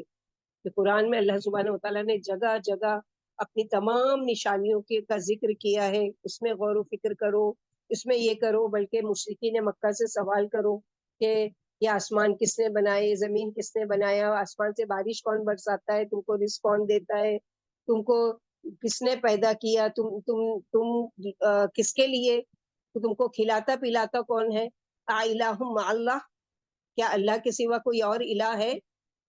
تو یہ غور و فکر کی دعوت دینا کہ ذرا غور تو کرو کہ اللہ سبحانہ وتعالیٰ کیسے ہیں۔ پھر اللہ تعالیٰ خود اپنا وہ بتاتے ہیں کہ اللہ سبحانہ وتعالیٰ ہے کیا، اپنا انٹروڈکشن، اپنا تعارف، کیا ضرورت ہے اللہ تعالیٰ کو؟ اللہ تعالیٰ تو ویسے ہی پکڑ کے سب کو یا تو کفر میں یا ہدایت کی طرف لا سکتے ہیں، لیکن حجت پیش کرنے کیا نہیں آئے تھے تمہارے پاس مالک من نذیر قالوا بلا قد جانا نذیر، وہاں پر اقرار کریں ہاں آئے تھے ڈرانے والے، آئے تھے یہ سب آئے تھے بتانے والے، لیکن ہم نے انکار کر دیا تھا۔ انتم اشد خلقا ام السماء بناها، کیا تم زیادہ مضبوط ہو تخلیق کے اعتبار سے، یعنی اپنی پیدائش کے اعتبار سے، یا آسمان اس نے بنایا ہے اس کو؟ جس رب نے اتنا بڑا آسمان بنا لیا، وہ لوگوں کو دوبارہ بنا کیوں نہیں سکتے؟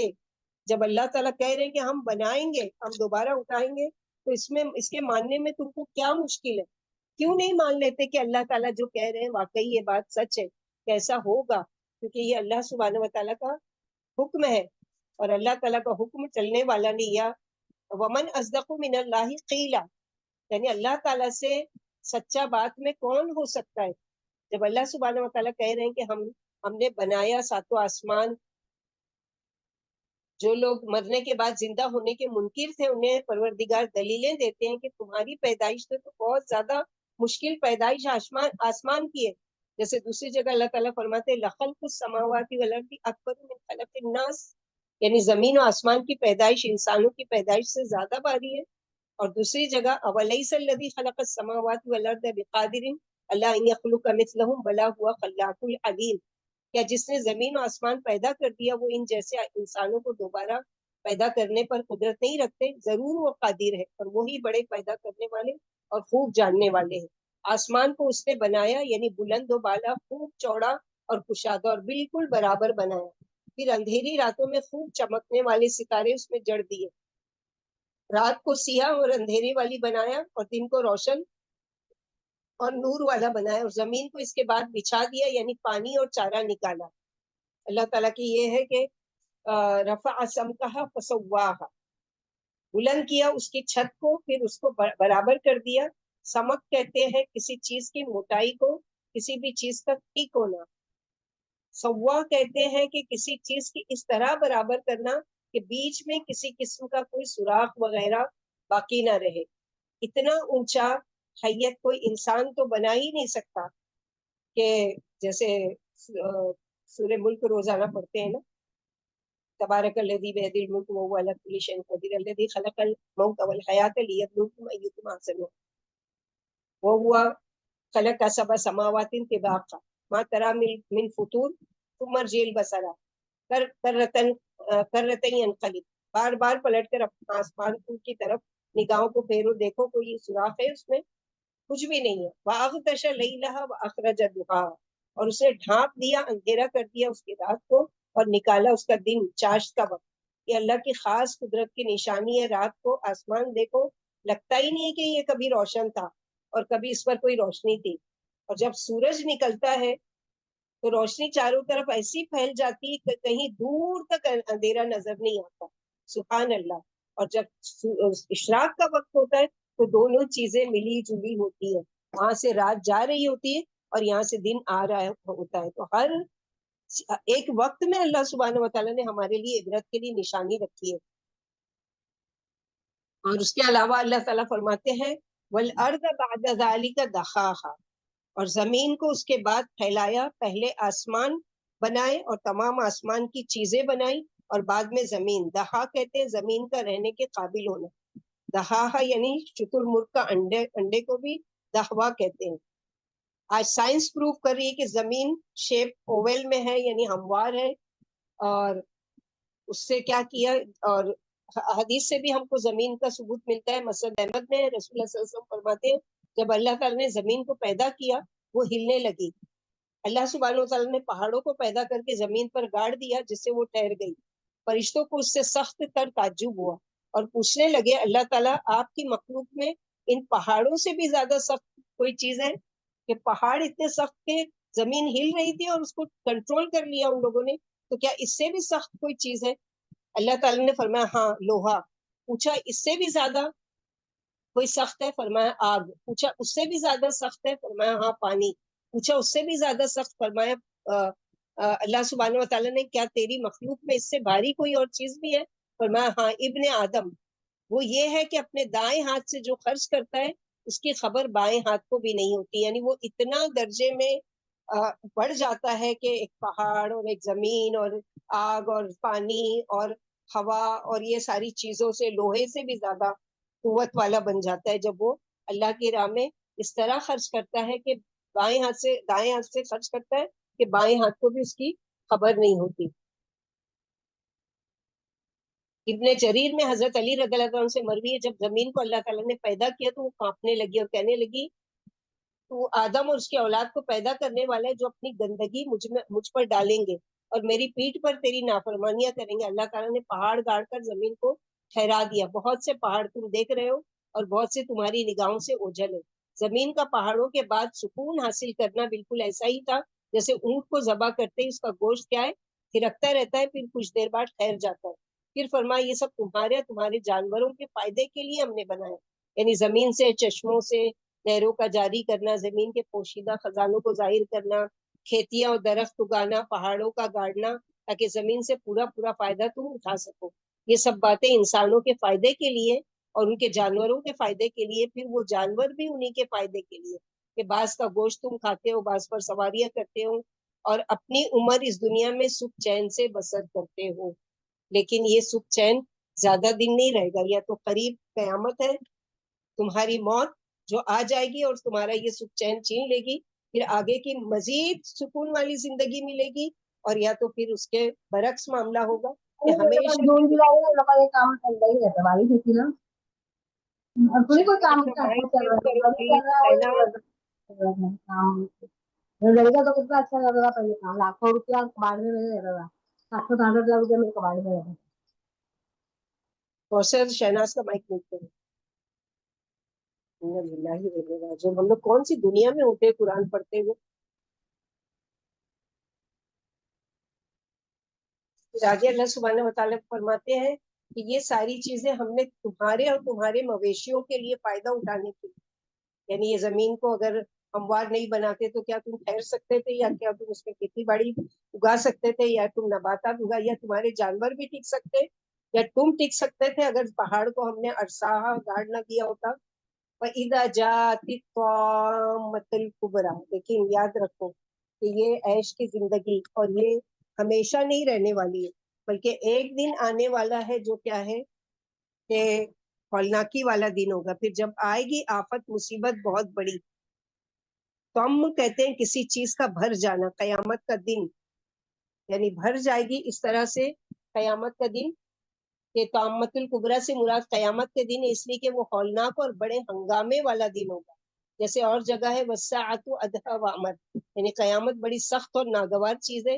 اس دن ابن آدم اپنے بھلے برے اعمال کو یاد کرے گا اور کافی نصیحت حاصل کر لے گا. جیسے دوسری جگہ اللہ تعالیٰ فرماتے ہیں یومئذ یتذکر الانسان وانیٰ لہ الذکریٰ. اس دن آدمی نصیحت حاصل کر لے گا، لیکن آج کی نصیحت اسے کچھ فائدہ نہیں دے گی. لوگوں کے سامنے جہنم لائی جائے گی اور وہ اپنی آنکھوں سے اسے دیکھ لیں گے.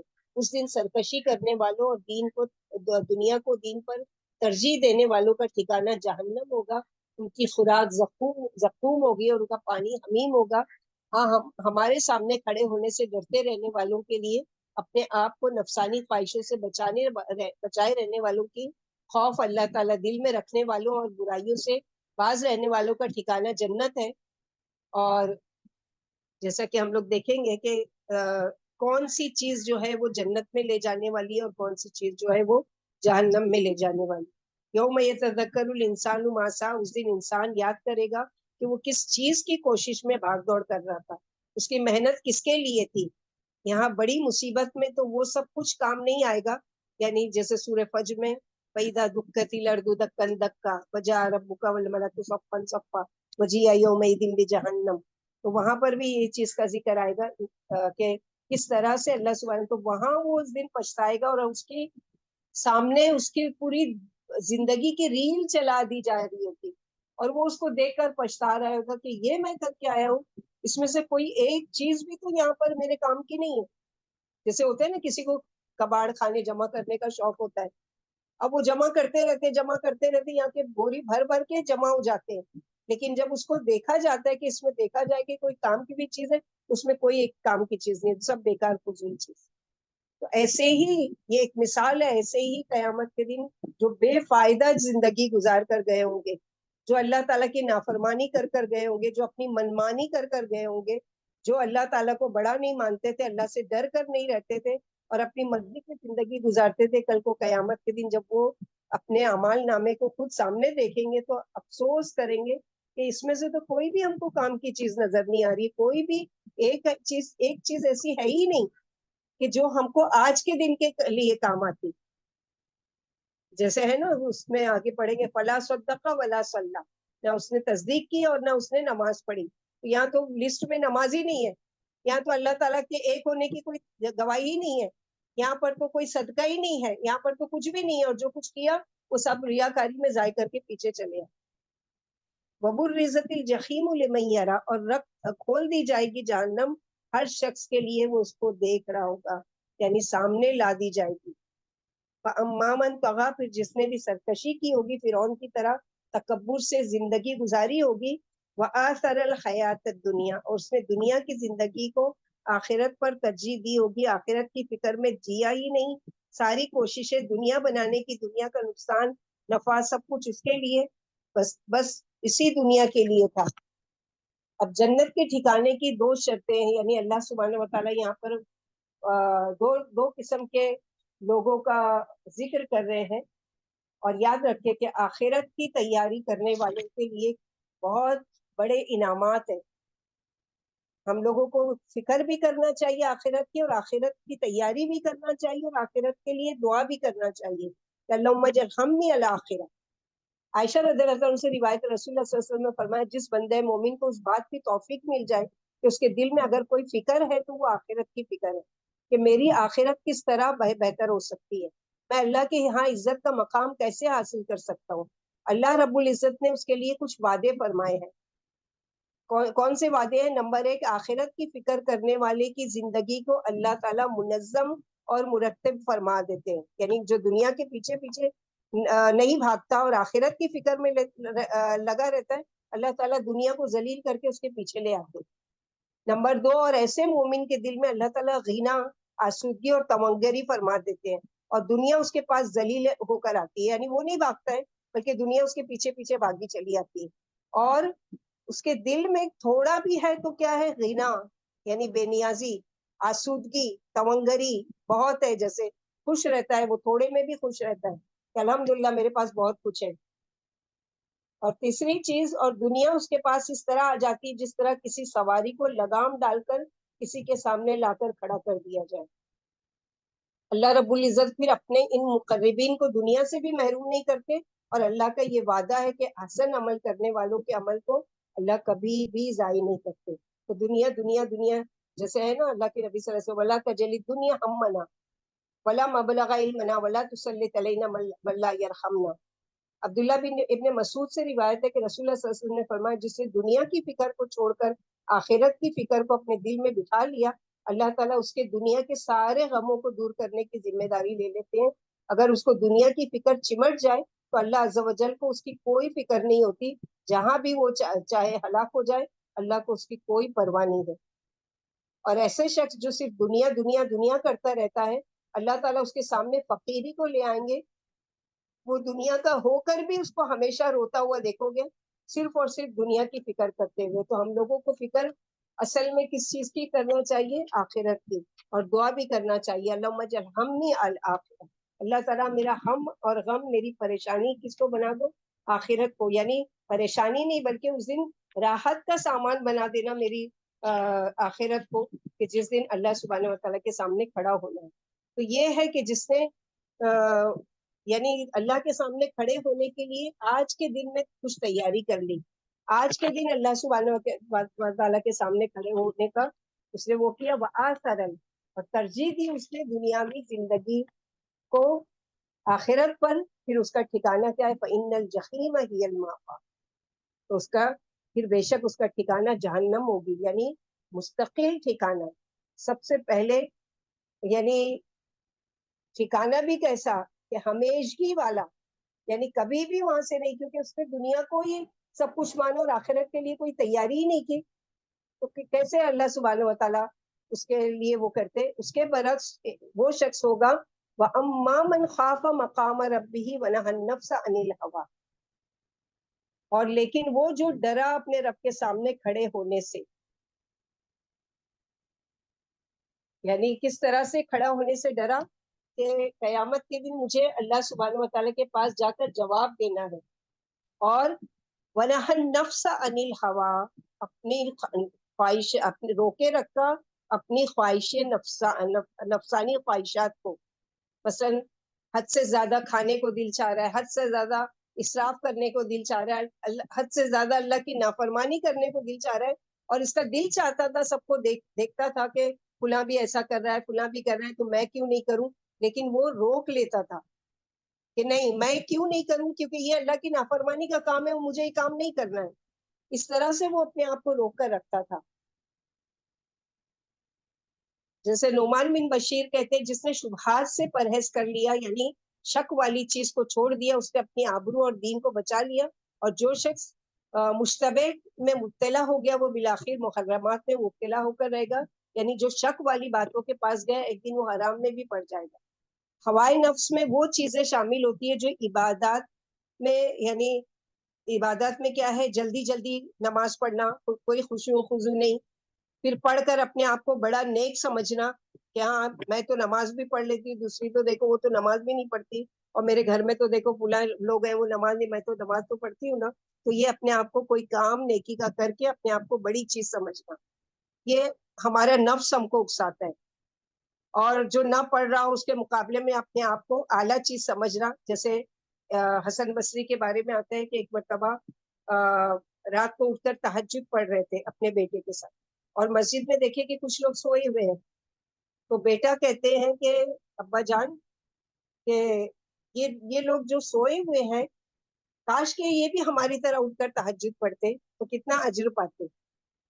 تو حسن بصری نے اپنے بیٹے کو کہا بیٹا تم نے جو ان کے بارے میں بات کی اس سے بہتر تو تم سو جاتے، یعنی تم نے ان کے بارے میں کچھ کہہ کر اپنے اجر کو کیا کیا، ضائع کیا. تو اپنے آپ کو کبھی بھی بڑی چیز نہیں بلکہ اپنے آپ کو عاجزی اور لوگوں کو پر بے وقت کی تنقید کرتے رہنا، وہ تو ایسی ہے، وہ تو ویسی ہے، وہ تو یہ کرتی ہے، میں تو یہ بھی نہیں کرتی، یہ ساری چیزیں.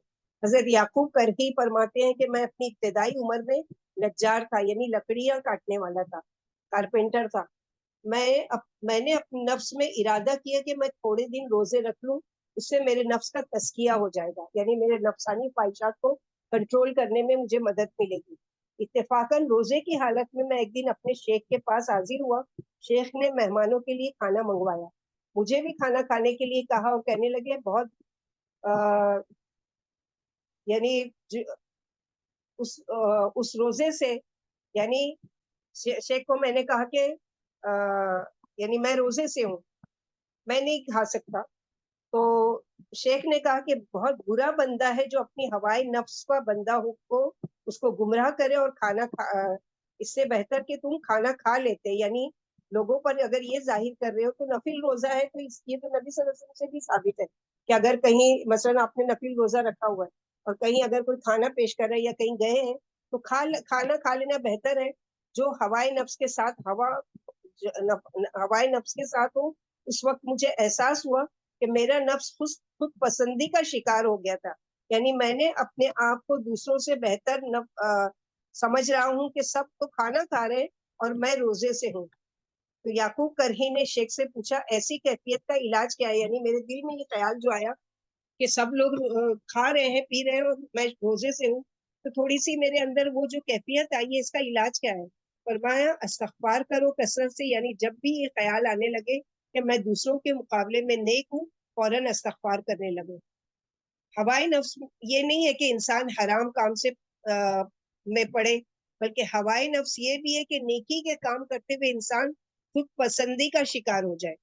نبی صلی اللہ علیہ وسلم نے فرمایا تم میں سے کوئی شخص اس وقت تک مومن نہیں ہو سکتا جب تک کہ اس کی خواہش نفس اس چیز کے تابع نہ ہو جائے جو میں لے کر آیا ہوں. یعنی اپنی خواہش نفس کو کس کے مطابق بناؤ، اللہ تعالیٰ کی خوشنودی کے.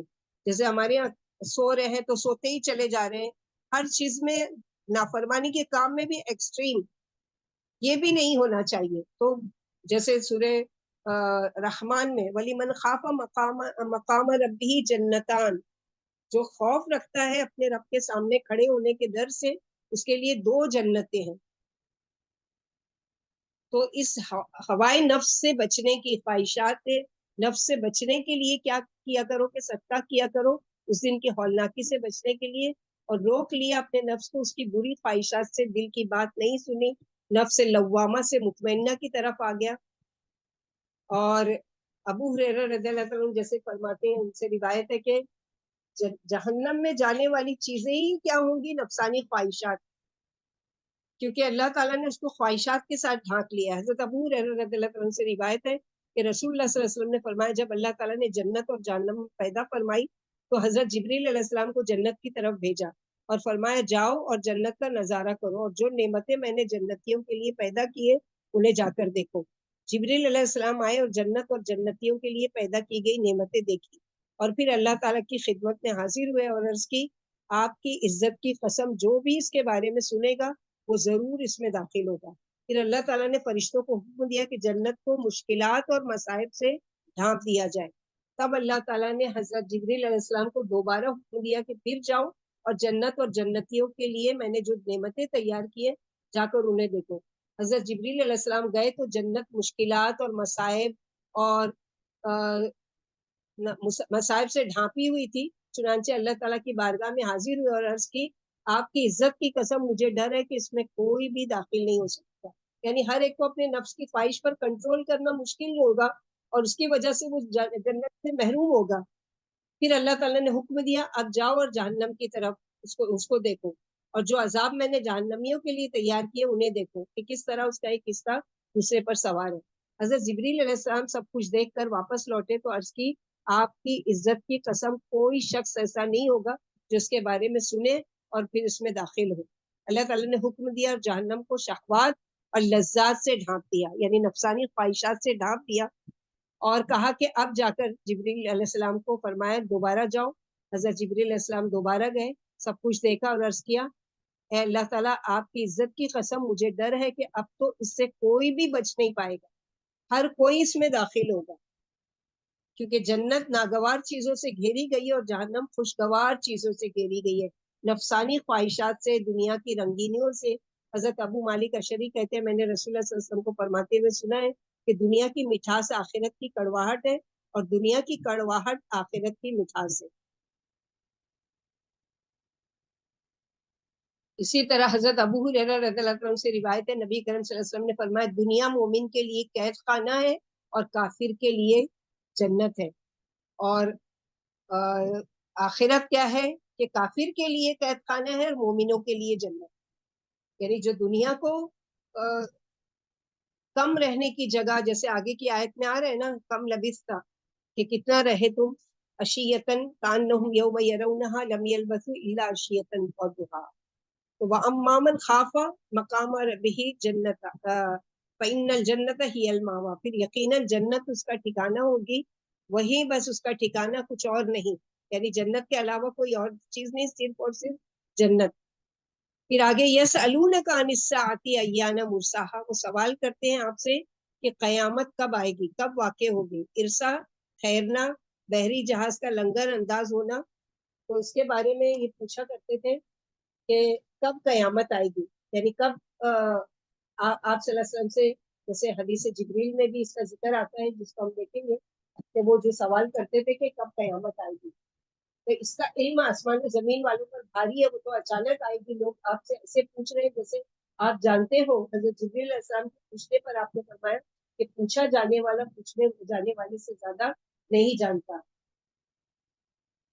اور دوسری جگہ جیسے کہ حدیث میں آتا ہے حضرت جبریل علیہ السلام بھی جس وقت انسانی صورت میں آئے تھے, جو طویل حدیث ہے حدیث جبریل کے نام سے, تو وہ آپ کے پاس آئے اور کچھ سوالات کیے جن کے جوابات آپ نے دیے. پھر یہی قیامت کے دن کے تعین کا سوال کیا تو آپ نے فرمایا جس سے پوچھتے ہو نہ وہ اسے جانتا ہے اور نہ خود پوچھنے والے کو اس کا علم ہے. پھر فرمایا کہ اے نبی صلی اللہ علیہ وسلم تم صرف لوگوں کے ڈرانے والے ہو. فیما انت من ذکرہا, بیچ اس کے اس کے یعنی بیچ کس بات کے ہے اس کے ذکر سے, یعنی ان کو اس ذکر سے کیا ملے گا, اس سے کیا ان کو فرق پڑے گا کہ قیامت کا کب آئے گی. تو صحیح بات ہے کہ اگر کوئی مثلاً یہ ہے کہ ایگزام کسی کو دینا اور کب ایگزام ہے اور کب ایگزام کے لیے نہ پڑھائی کرے نہ تیاری کرے نہ کوئی اس کی فکر کرے اور صرف پوچھتا رہے, تو کیا اس کو وہ ایگزام کا دن آ جانا فائدہ دے گا. تو قیامت کے دن فی مانتا من دیکھ رہا, اس سے تم کو کیا مطلب.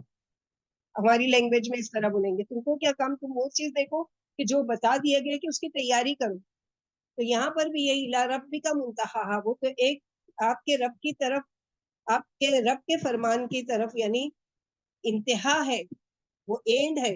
تمہاری زندگی کا،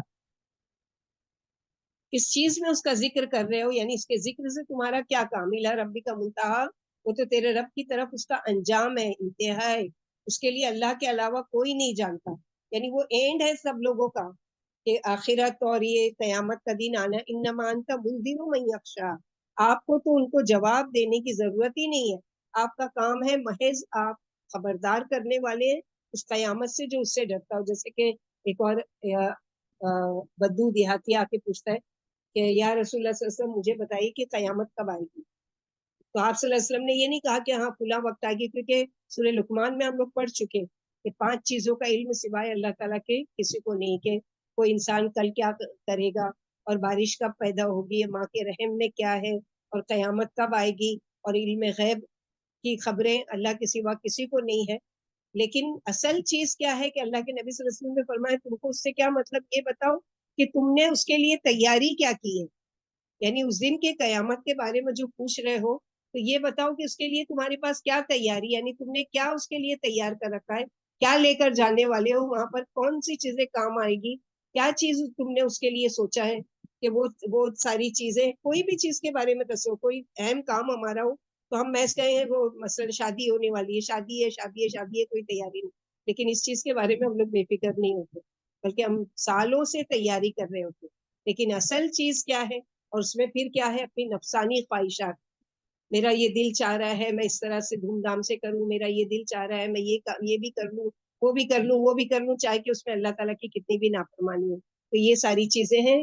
تو وَنَهَى النَّفْسَ عَنِ الْهَوَىٰ، چاہے کہ کتنی بھی اپنا دل چاہ رہا ہے کسی کام کو کرنے کی، اس میں چھوٹی سی بھی بات آ سکتی ہے انفرادی اپنی، مثلا یہ کہ ہاتھ میں فون ہے، اب دل چاہ رہا ہے کہ کچھ بور ہو رہے ہیں، لاؤ کچھ گانا سنے، کچھ میوزک سنے، کوئی اچھی فلم دیکھے، کوئی وہ دیکھ، لیکن وہ روک لیتا ہے. کیوں؟ کیونکہ اس کے دل میں اللہ تعالیٰ کی خشیت آ جاتی ہے. وَلِمَنْ خَافَ مَقَامَ رَبِّهِ، ڈر آ گیا اللہ تعالیٰ کا، نہیں یہ کام نہیں کرنا ہے، یہ اللہ تعالیٰ کی نافرمانی کا، اللہ تعالیٰ دیکھ رہے، لوگ نہیں دیکھ رہے تو کیا ہوا، اللہ تعالیٰ دیکھ رہے اور وہ اس کام سے رک جاتا ہے. کَأَنَّهُمْ يَوْمَ يَرَوْنَهَا، تم جس چیز کے بارے میں پوچھ رہے ہو اور جس دنیا کو تم پیچھے گزار کر آئے ہو، پتا ہے کہ اس کی حقیقت کیا ہے، وہ کتنا ہے. کَأَنَّهُمْ يَوْمَ يَرَوْنَهَا لَمْ يَلْبَثُوا إِلَّا عَشِيَّةً أَوْ ضُحَاهَا، جس روز اس قیامت کو وہ دیکھ لیں گے تو ان کو ایسا معلوم ہوگا کہ نہیں ٹھہرے دنیا میں یا اپنی قبروں میں سوائے کے مگر دن کا پچھلا پہر، یا پچھلا پہر یعنی آدھا دن، عشیہ زوال کے بعد سے لے کر شام تک کا وقت، اور دوحا سورج کے نکلنے سے زوال کے پہلے تک کا، جس میں صلاۃ الضحیٰ پڑھی جاتی ہے، چاش کی نماز پڑھی جاتی ہے، اس وقت کو دوحا کہتے ہیں. دہاہا اسی سے ہے، یعنی دوحا، صلاۃ الضحیٰ، صلاۃ الچاش اور صلاۃ الاوابین، یہ سب ایک ہی نماز کا نام ہے. تو وہ اس وقت پڑھی جاتی ہے کہ سورج کے نکلنے کے بعد سے لے کے سورج کا زوال آنے تک کا، یعنی تقریباً 12 بجے سے پہلے پہلے چاش کا وقت ہوتا ہے، 11:30 پونے 12 جب تک کا. اور اس کی بھی بہت زیادہ فضیلت ہے کہ یہ ساری چیزیں جو ہیں جو ہم ایکسٹرا کرتے ہیں، یہ بھی آخرت کی تیاری میں سے ایک تیاری ہے. ایک چیز تو ہے کہ ہم کو فرض قرار دیا گیا کہ یہ کرنا ہے، اور ایک چیز یہ ہے کہ ہم پر کوئی چیز فرض نہیں کی گئی ہے لیکن ہم خوشی سے اس کام کو کرتے ہیں تاکہ مجھے اس کا بینیفٹ زیادہ ملے. جیسے ہوتا ہے نا، ایک پیسہ ہے اچھا خاصا لیکن وہ کچھ اور بھی جمع کرتا ہے کہ پتہ نہیں جب میں یہ کام جس کے لیے میں پیسہ جمع کروں ہو سکتا ہے کہ کچھ کم پڑ جائے، تو یہ جو ایکسٹرا جمع کیا ہوا ہے یہ کام آ جائے گا. تو ویسے ہی فرائض عبادت تو ہے، اور اللہ سبحانہ و تعالیٰ کے جمع ہو رہی ہے، کس شکل میں جمع ہو رہی ہے واللہ اعلم. لیکن جیسے سورہ بقرہ میں اللہ تعالیٰ نے فرمایا فَمَن تَطَوَّعَ خَيْرًا فَهُوَ خَيْرٌ لَهُ، جو خوشی سے کوئی کام کرے تو وہ اس کے لیے بہتر ہے، وہ اس کو آخرت میں کام آئے گا، وہ اس کو اس کے نامہ اعمال میں وہ جمع پائے گا. تو ضائع نہیں کریں گے اللہ تعالیٰ، لا یضیع اجر المحسنین، اللہ تعالیٰ کسی کے بھی عمل کو ضائع نہیں کرتے، ذرہ برابر. فَمَن يَعْمَلْ مِثْقَالَ ذَرَّةٍ خَيْرًا يَرَهُ وَمَن يَعْمَلْ مِثْقَالَ ذَرَّةٍ شَرًّا يَرَهُ. تو کرنے کے کام کیا ہے اس سورہ کے ذریعے ہم لوگوں کو ملے؟ نمبر یہ کہ اللہ تعالیٰ کی پہچان، اور اللہ تعالیٰ کی جب پہچان ہو جائے تو پھر عبادت بھی اللہ تعالیٰ کی کیسے، کہ اللہ کی خشیت کے ساتھ، اللہ کے ڈر خوف کے ساتھ، اللہ کی عظمت کے ساتھ. اور اللہ تعالیٰ کی کبریائی اور بڑائی کے ساتھ کہ اتنے بڑے بڑے ہیوج فرشتے جب وہ اللہ تعالیٰ کی نافرمانی نہیں کرتے اور اللہ تعالیٰ کے احکامات میں آگے بڑھ چڑھ کر بھاگ بھاگ کر کام کرتے، تو ہمارے لیے بھی کیا ہونا چاہیے کہ اللہ تعالیٰ نے جو حکم ہم کو دیا ہے بھاگ بھاگ کر ہم اس کو کرنے والے بنے، دوڑنے والے بنے. ساری ہوئی لا مغفرت من ربکم وجنت ارضها السماوات والارض اعدت للمتقین. دوڑو اللہ کے مغفرت کی طرف اور اللہ کی چاہت کی طرف. اور دوسری چیز جو جنت میں لے جانے والی ہے وہ کیا چیز ہے کہ اپنے نفسانی خواہشات کو کنٹرول کرنا. کسی کو بہت زیادہ کھانے کا دل چاہ رہا ہے، بل بے حساب کھائے چلے جا رہے، معلوم پڑا دوسرے دن بیمار. سو رہے ہیں تو سوتے ہی چلے جا رہے ہیں اور پرواہ ہی نہیں ہے نماز کی، اس کی خرچ کر رہے ہیں، بے حساب خرچ کر رہے ہیں. تو یہ ساری نعمتیں ہیں اللہ تعالیٰ کی، کھانا ہونا، نیند کا ہونا، مال کا ہونا اور ہدایت کا ملنا، یہ ساری نعمتیں اس کو اللہ تعالیٰ نے ہماری آزمائش کے لیے ہمارے ہاتھ میں دیا کہ تم اس کا کرتے کیا ہو. تم اللہ کی نافرمانی میں اس کو استعمال کرتے ہو یا اللہ تعالیٰ کی رضا و خوشنودی میں؟ کیونکہ اسی وقت اللہ تعالیٰ فوراً نہیں ہاتھ پکڑ کر پوچھتے اچھا میں نے مال دیا تم کیا کر رہے ہو، اور تم رکتے ہو کہ نہیں، یا پھر میں تم سے چھین لوں یا وہ نہیں. ڈھیل ڈھیل ڈھیل، یا تو دنیا میں اس کی پکڑ اور یا آخرت میں. اللہ تعالیٰ دنیا اور آخرت دونوں جہاں کی پکڑ سے ہم کو محفوظ رکھے اور دونوں جہاں کی ہولناکی سے محفوظ رکھے. ہوائے نفس کی خواہشات سے ہم لوگوں کو محفوظ رکھے. خواہشات کا مطلب یہ نہیں کہ خواہشات پر کنٹرول نہیں، کہ کھانے کا دل چاہ رہے تو نہیں. متقی اور پرہیزگار ہونے کی نشانی ہے کہ میں کم کھاؤں، نہیں، اس طرح بیمار پڑ جائیں گے. اور قوی مومن بہتر ہے کمزور مومن سے. تو کھانا پینا بھی کس لیے کہ میرے اندر قوت اور طاقت ہوگی تو میں اچھی اللہ کی عبادت کر سکتی ہوں، اللہ تعالیٰ کی رضا و خوشنودی کے کام کر سکتی ہوں، اچھا کچھ اللہ کی مخلوق کو فائدے کے پہنچانے کا کام کر سکتی ہوں. اس نیت سے وہ کھانا بھی عبادت. اسی طرح مال جو اللہ تعالیٰ نے دیا تو مال اپنے لیے بھی خرچ کرنا ہے بغیر اسراف کے. اپنی نفسانی خواہشات جو ایک شریعت کے دائرے میں رہتے ہوئے اچھا کھانا، اچھا پینا، اچھے گھر میں رہنا، اچھی سواری استعمال کرنا، یہ ساری چیزیں، لیکن اسراف نہیں، بے حساب نہیں کہ جہاں پر نہیں خرچ کرنا ہے وہاں بھی بے حساب خرچ کیے جا رہے ہیں صرف اپنا ہمارا دل چاہ رہا ہے اس لیے. تو یہ دل تو وہی ہے نا، نفس مطمئنہ بھی ہے، نفس لوامہ بھی ہے، نفس امارہ بھی ہے. اب ہمارے ہاتھ میں کنٹرول ہے کہ ہم اپنے نفس کو کیسا بنائیں. ہمارا میں بناتے ہیں جو ہمیشہ نافرمانی کرتا ہے، یا لوامہ میں کہ کر تو لیتے ہیں کوئی غلطی لیکن گلٹی فیل ہوتے رہتی ہے کیوں کیا، نہیں کرنا چاہیے، اور توبہ بھی کرتے رہتے ہیں. اور نفس مطمئنہ یعنی ایک وہ ہے جو اللہ تعالیٰ کی رضا و خوشنودی کے کام کرتا چلا جاتا ہے اور اس کا دل مطمئن ہوتا ہے اس بچے کی طرح کہ جس نے خوب محنت کی، خوب پڑھائی کی، خوب وہ کیا، اور جب اس نے ایگزام دے لیا تو اب اس کا دل مطمئن ہے کہ انشاءاللہ میں تو اچھے نمبر سے پاس ہو جاؤں گا. تو ہم لوگوں کو بھی قیامت کے دن اچھے نمبروں سے پاس ہونا ہے، اللہ تعالیٰ کی رضا و خوشنودی کے کام کرتے ہوئے اللہ تعالیٰ کے دیدار کرنا ہے اس حال میں کہ ہمارا رب ہم سے راضی ہو.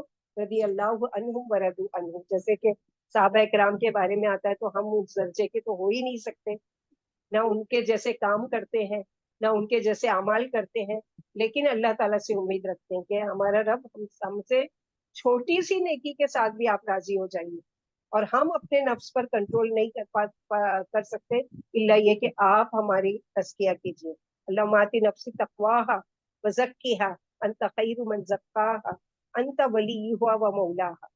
آپ ہی ہمارے مولا ہیں، آپ ہی ہم کو بری خواہشات سے بچا سکتے ہیں، آپ ہی ہم کو گناہوں سے بچا سکتے ہیں، آپ ہی ہم کو تمام خطاؤں سے اور تمام غلطیوں سے ہماری حفاظت کر سکتے ہیں. وآخر دعوانا ان الحمد للہ رب العالمین. ربنا تقبل منا انك انت السميع العليم وتب علينا انك انت التواب الرحيم.